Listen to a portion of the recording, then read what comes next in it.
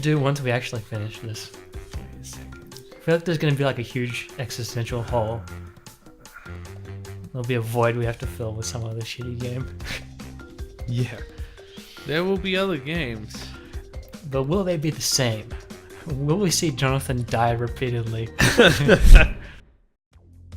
I know that I have had gripes with Amazon over the years, Yeah, right? And I bought something off Amazon. Where you supported him? Because you respect me for my realness, and I need to be upfront. Yeah, well, I About- appreciate you telling me, but I don't know I'm a if bit you shocked really personally. purchase as many things as Jacob does without betraying the worker. So what did you betray your ethics for? What exactly did you buy? It was a Blu-ray of Yakuza Apocalypse, Is that- the is David Banner so CD, little. and BK R&B so plus Chill, which had all And these a David classic... Banner CD. A David Banner Wait, CD. who's David Banner? Is he that rapper you sent me? Yes. the Oh, ra- you bought that? That's what you betrayed your ethics for and everything you believe in? To So buy... not only did Amazon get his money, but David Banner got his money. This is... I don't know how to feel about this, Jacob. I feel... There's a lot going on. For the people listening, Jacob just randomly... He hadn't texted me for a while, and then randomly he just messages me. He's like, "Hey Josh, listen to this." Gives me no context for it. Because out of the blue, I come up to Josh and it's Yeah. like, dude, you have to experience this so I don't feel so alone in this world. Knowing that this exists. It's like I don't know. I just clicked on it, and like the first song he's talking about his mom is like a prostitute, and like. Daddy in the pen. Yeah, I don't want to quote the lyrics, but it was like it was so crass, and like he just did not hold back in any way on like what should be a pretty sensitive like topic. It was just grimy. I felt like dirty after listening to it. But I needed to have a shower after. That was a disappointing bonus level. And then there was another song. We should be fucking. Yeah, that was. Yes, truly a ballad for the ages. When you step into the crib. I kind of miss that era of rap. Like, I don't know the new era. I don't know. I haven't been really following the trends, but it's mostly like all these guys nowadays are all kind of drugged up and like sort of slurring their words, and it's just There's a lot of face tattoos going on. yeah, it's different now. They all like dyed hair and ridiculous amounts of tattoos.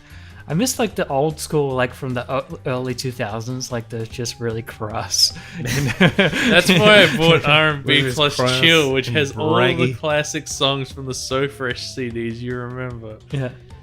Like, it even has City High's What Would You Do, which was it's a song that you think it's going to be a stripper club anthem, Yeah. but then it just hits you with raw reality about what that stripper goes through on a daily basis.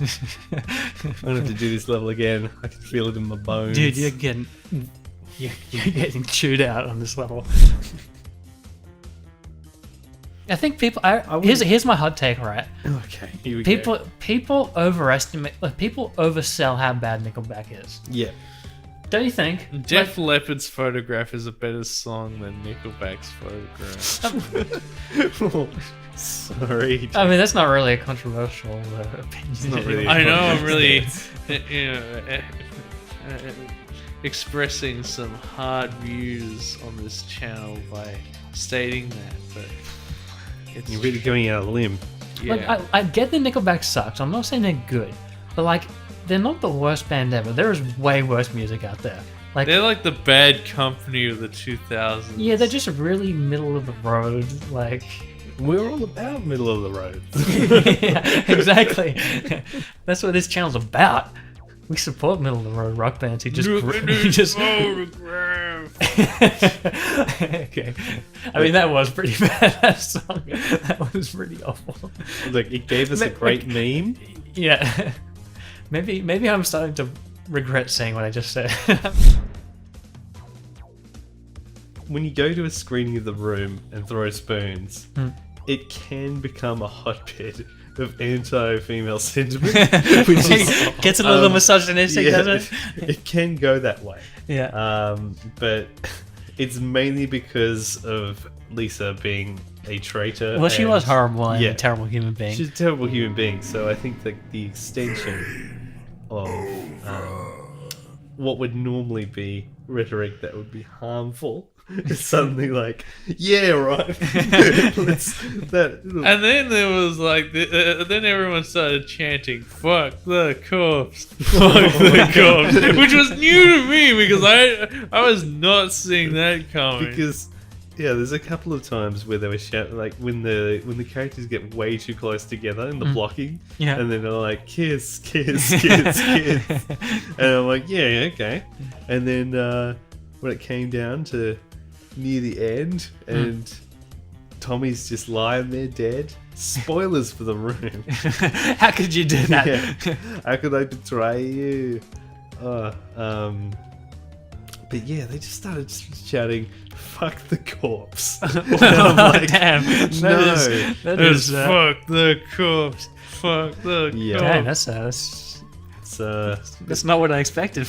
no, like I completely expected the previous one, which was "fuck the dress," which does happen, kind of.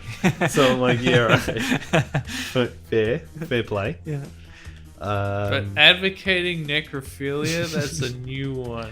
And that was one I was a little shocked by, frankly. I came to a rabble thinking, this will be some good, clean fun. Yeah. And I was so wrong. So very wrong. That even after all these years, The room always finds the something new to dignity surprise of Tommy you. Wiseau's death in that film. The It's memory, just- the yeah. beautiful memory of his death was The ruined. hero. He really was a Christ-like figure in that film. Yes. You were so close. I was so close. You could have just. Did you know that you can buy the soundtrack of Tommy Wiseau's website so you can listen to all the hits of the R&B? Yeah. Like, I will come for you. Oh, wait. Were you getting the words confused with Hunters and Collectors throw your own arms around me? No. That's what it sounded like. That's what it sounded like, Jake. I will follow you through the... No. Okay, look at Still getting Hunters and I Collectors. will. Now, That one. Getting closer. I was like, you can actually buy the soundtrack album of Tommy Wiseau's website. And what's really confusing is you look at it as like CD international version. You mean like it's a CD. There's no region locking on this thing, Tommy. Why did you need to state that it was international? I mean, just hearing that music, there's no way you could ever guess that anything about this was American because it is Euro trashy in its orchestration. I'm telling you that. only on Spectacularly Average will you find information about the whatever Jacob was talking about the region. I the love region, investigating the locking merch for different things that I like. Yeah, that's true. You gotta give him credit on that one. Oh, my no. God, that was Because sometimes the merch poses further questions. yeah. Especially when it's listed on the website. International version. What does that even mean? Does it mean like the international shipping version? Or is it just like it is international because The international greatest hits. because this movie is universal? It's probably because of it's licensing based, I think. Yeah. I can't say I know anything about this topic to add in any way to this. Well, there isn't much to add, really. When you think about it, like, how much can you really it's say such an about obscure- international copyright law when it comes to the soundtrack of such classic films? Entertainment and copyright law is what the spectacular fans crave when they come to our podcast. Yeah. Yeah. you know you're gonna get. It's great. It's great material for a comedy podcast. That's gonna be on the next Dave Chappelle special. He's gonna be ranting about copyright law. You know it. I'm so glad I clarified this for the fans at home who are interested in purchasing the room soundtrack. I'm sure. Oh my god. Because we all know that the Spectacularly Average audience is intimately familiar with the room lore. Well, there's 10 of them, so I'm guessing so. Well, let's have one person at least. We're getting through to one person. For that one person. See, but the thing is, our videos get what, about 10 views each? Yeah. I've watched like many of these episodes like twice or sometimes 3 times. So most of the views are you. So I think I'm inflating our own views. And it's like I watch this show too, and it's not just because I want to watch my own show and inflate my ego. It's legitimately entertaining. Well, that's the thing. I was listening to Rogan's podcast the other day, and he was talking about listening to his own stand-up special, and he's like, "Can you imagine the type of person that would like enjoyed listening to their own material?" I'm just sitting there listening, like. You just feel attacked by Jerry. Yeah. I feel you, man. Because he was talking about this guy that would he was talking about one of his friends that would make him like sit down and listen to his friend that would talk about listening to his own shit. Like he would make Rogan listen to this guy's own material. That's another level. So we haven't gotten to that level. Like I'm not inviting my friends over and making them watch spectacular. No, we invite videos. our friends over to record Spectacularly Average. There's a difference. Yeah, that's true. So we haven't gone to that level, but I mean we're approaching it because we only have 10 views. I mean, imagine if we got like 50 views. Imagine what level our egos would get to. Just be out of control, really. So really, I think what we need is some like basement troll to comment on our videos telling us that we suck, because maybe that will just bring us down. If we could really get some haters.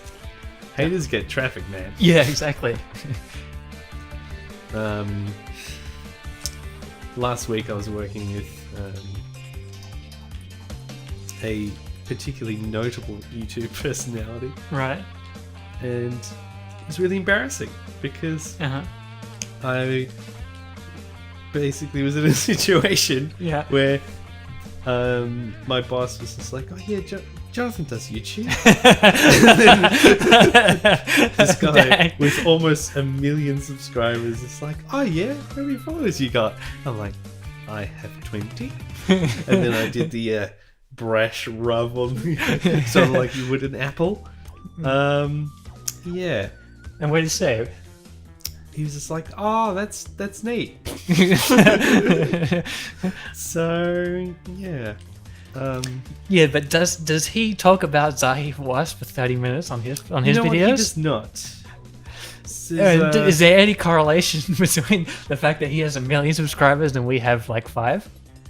We do need to back ourselves a little bit, but I don't know. I think it'll help if we start making more than just Crash Bandicoot videos. As much as I'd love to. Are you telling me people don't want to watch like 50 installments of Crash Bandicoot? It would be funny if it was just if all we ever did was just make series after series of every Crash That's what Bandicoot. I've been saying. That's what I've been saying like on the past episodes. Like I just want to do this for like 5 years or something, where we just like keep grinding out Crash Bandicoot videos, like, you know. We know at the behest of our mental health, you know. we know the game now. It's good. Well, you know it. If I still suck at it. Yeah, you do. me and Jake are still absolutely terrible at it. We just let you play it, so you're getting pretty good. I sent this to actually I sent it to both of you. Metallica is infusing whiskey with their music. Have I told you about this? Oh yeah. and the latest grift from Metallica. Shameless grift, which you gotta respect them for. And like I found out that one of the bonus tracks on the special edition Master Puppets is literally called "The Money Will Roll Right In," and I'm just like, damn! The moment Cliff died, they were not hesitating to sell out. I mean, Metallica was like reluctant to make a music video. That's how hard they were. That's how hard their stance was against like any form of commercialization. And like go to nowadays, this is a complete sham. Like how could this have any impact on the way whiskey tastes?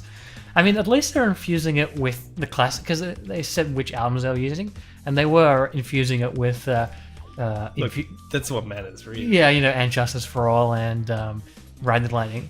At least why would you infuse your whiskey with no base? Well, at least they weren't infusing it with Lulu, because that whiskey. Stop ragging on that album.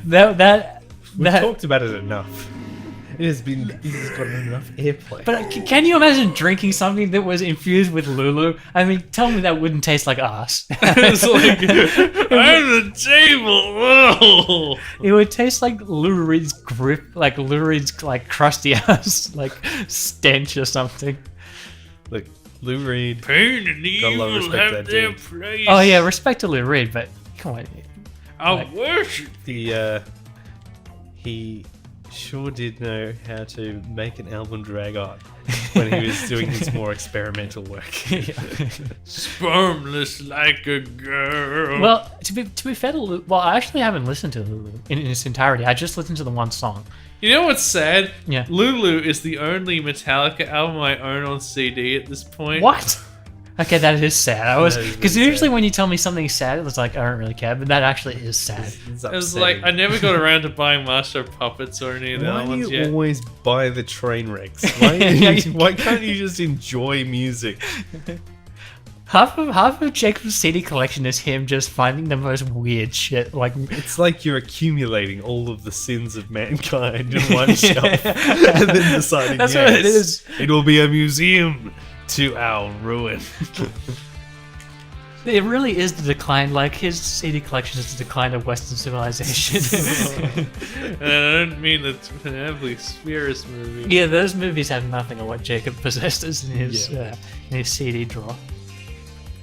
Like Vanilla Ice is to the extreme. That's the thing. You don't even get like the Crazy Frog or any of that type of shit. I've got Hamster Dance. Of course you do. And I've got the videotape that came with the album. Well, yeah, that's true. But I mean, like, you don't get like, because there's music that's bad that's like well known for being bad, but Jacob doesn't get that stuff. He gets like the weird, obscure stuff that's like no one cares about. It slipped through the cracks Yeah. because of indifference and time. Yeah, exactly. And basically, Jacob plucked it from obscurity and thought, no, none shall forget. I have Pablo Disco Bars, the only thing EP, and it's not bad. Well, like, the worst thing I've downloaded is you know that band Attack, the guys who made that Crabcore song. Oh, Crackle! I remember that. I mean, it has nothing to do with the music, the Crabcore thing. It was just the way they were dancing in the music video. But like, it was basically, if anyone hasn't heard this band, it's the trashiest like mix of like electro dance music and like metalcore. So like, but they had like these emo haircuts and like the jeans and all that shit. It's quite glorious in how bad it is. So I mean, at least when I downloaded it, I didn't pay for it. So at least when I get shitty like music albums, I get like the creme de la creme of bad music. Jacob gets like the obscure shit that no one even knows about. At least Crabcore had like the meme sort of, the meme base behind it. Yeah, it was like when you listen to David Banner, his production is actually quite good. It's actually like, I mean, he knew how to make a hook. It's like catchy in a way. I mean, I understand why people enjoy it in some weird way. Oh dear. That's what I want to do. I want to make like a shitty I don't know. I'm thinking of what type of shitty band I would make. I'm on the fence. Like, about we it. need to make like a genre which is just like Days of Thundercore. Oh man, Yes, I mean, Days of Thunder is no, that's actually a legit soundtrack. I mean, such a good soundtrack. Dude, the way those guitars like soar, the way like the main theme of that song builds is just so perfect. The way it starts with this like sort of innocuous little guitar And riff, the last note of freedom. and then Hans Zimmer just pours like 10 like ounces of layered like Yeah. melted cheese on top of it. It's pretty amazing. Whew. Dang. Oh, I forgot. You don't get a gem unless you didn't die the whole time. Oh well, you definitely did. You definitely died a few times. Okay, here comes the shame. No, What? No, we got them all. You got all the boxes? Yeah, but I died, so I don't get shit. And we were talking about the Days of Thunder soundtrack. The Great Hall, isn't that like the brother Yeah, the from Great Hall's Mazes not and actually a level. It's Monsters? just like a place you can go and check out, and I think you get an alternate. Shouldn't we ending? save the game at this point? Well, yes. Like Jonathan should have saved his last edit of the last podcast. Hey, this is Jonathan from Spectacularly Average. Thanks for watching this vid. Make sure you like the video and subscribe to our channel so Josh, Jacob and I can take you through some more Crash Bandicoot. And so we can eat. And stop selling him for medical experiments to get lights on.